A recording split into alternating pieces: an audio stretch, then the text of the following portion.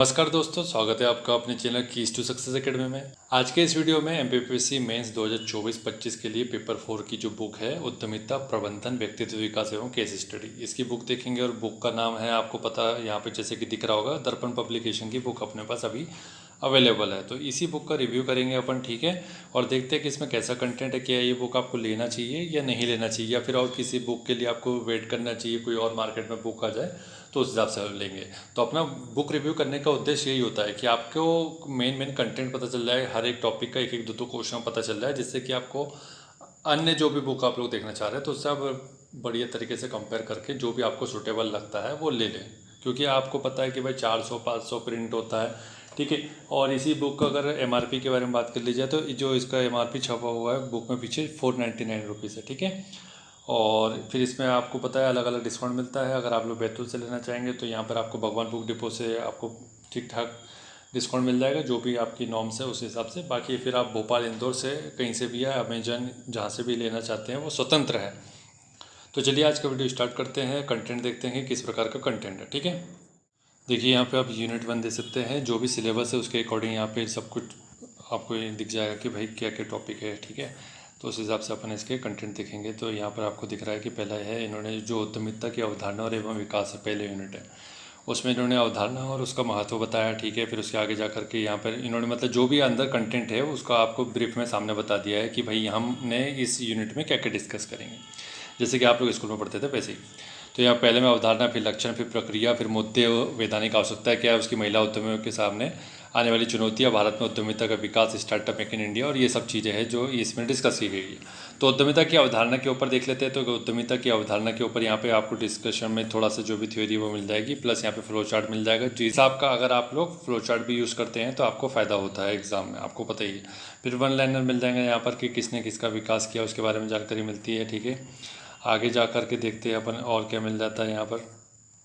तो जैसे कि आप लोग यहाँ पर देख रहे हो, उद्यमिता के क्षेत्र के बारे में बताया जा रहा है कि उद्यमिता के क्षेत्र व्यवसाय, औद्योगिक इकाई को लाभप्रद और गतिशील संस्था के रूप में संचालित करना। और फिर यहाँ पर आपको एक फ्लो चार्ट मिलता है कि उद्यमिता के प्रकार, आधार दिए गए, उसके आधार के आधार पर फिर अंदर डिस्क्रिप्शन दिया गया है कि भाई कैसे कैसे क्षेत्र में डिवाइड होता है, ठीक है। उस हिसाब से आपको यहाँ पर फिर एक्सप्लेनेशन भी मिल जाएगा कि स्वामित्व के आधार पर निजी उद्यमिता, सार्वजनिक उद्यमिता, तो उसमें एक एक दो लाइन का कंटेंट मिल जाएगा आपको, जितना कि आपको लिखने की आवश्यकता है। लगभग आपको मान के चलिए कि 7 मार्कर है और अपने पास, ठीक है। तो 7 मार्कर के लिए एक पेज वो दे रहा है, तो एक पेज तो आप पूरा अगर लिखने की प्रैक्टिस करेंगे तो ज़्यादा अच्छा है।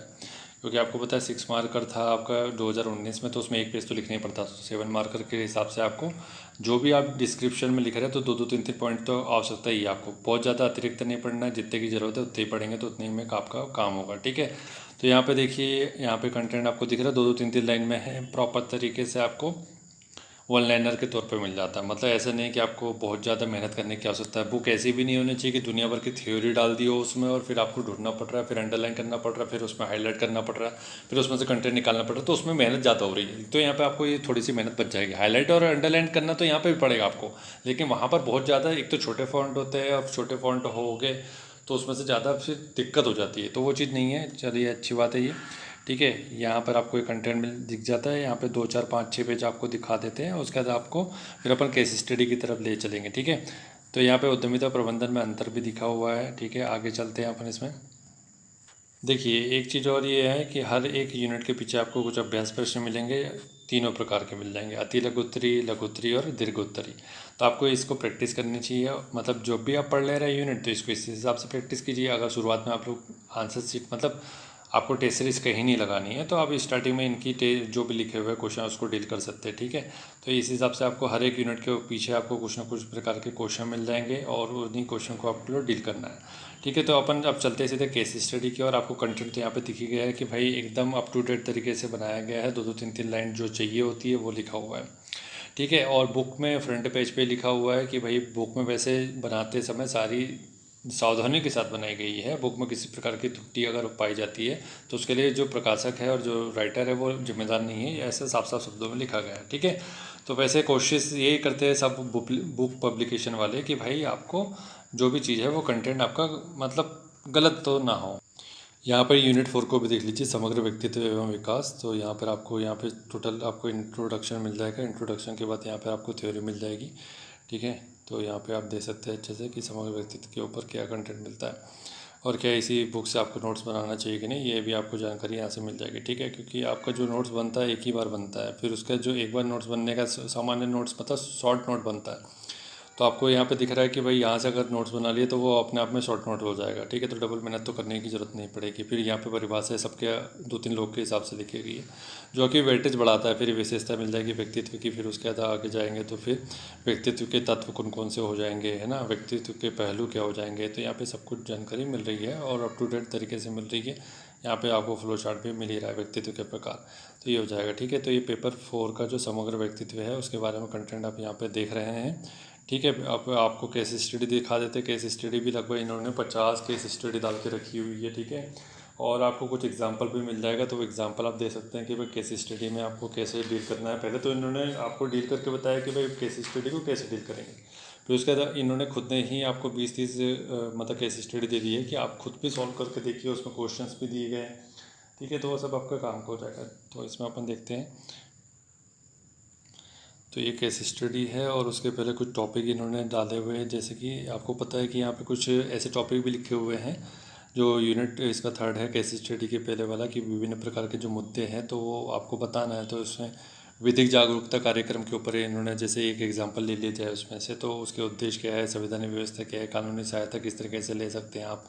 ठीक है, नालसा क्या है और उसके बारे में यहाँ पे जानकारी मिलती है। तो मतलब ठीक है, इस हिसाब से इन्होंने अच्छा काम किया है। केस स्टडी भी आप देख लेते हैं, आप केस स्टडी में कैसे काम किया है, तो उससे आपको जनरल आइडिया हो जाएगा कि बुक ओवरऑल कैसी है। तो इकाई 5 में टोटल केस स्टडी है और जो केस स्टडी है वो आपकी जो थ्योरी है उसी के ऊपर बनती है। ये तो आपको सामान्य जानकारी होनी ही चाहिए।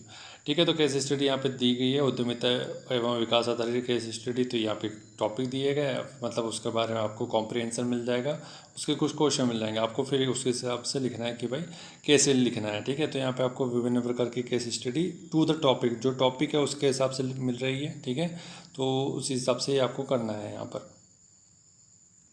अच्छा, केस स्टडी के जो इन्होंने दिया है उसका किसी का भी सॉल्यूशन नहीं लिखा हुआ है। ठीक है, खाली सिर्फ केस स्टडी दे दी गई है और क्वेश्चन दे दिए गए, तो ये आपको उस इसके हिसाब से डील करना है।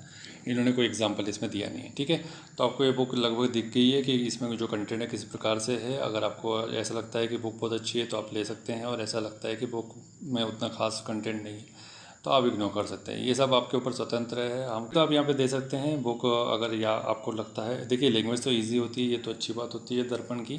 दूसरा है कि टू द टॉपिक आप कवर कर लेते हैं, तो उस हिसाब से आपको जमती है तो ले सकते हैं। जो MRP, अगर आपको उसी MRP में अगर कोई और बुक मिल रही है तो वो भी आप देख सकते हैं। ठीक है, चलिए आज के वीडियो में समाप्त करते हैं। Tell me pretty lies, look me in the face, tell me that you love me, even if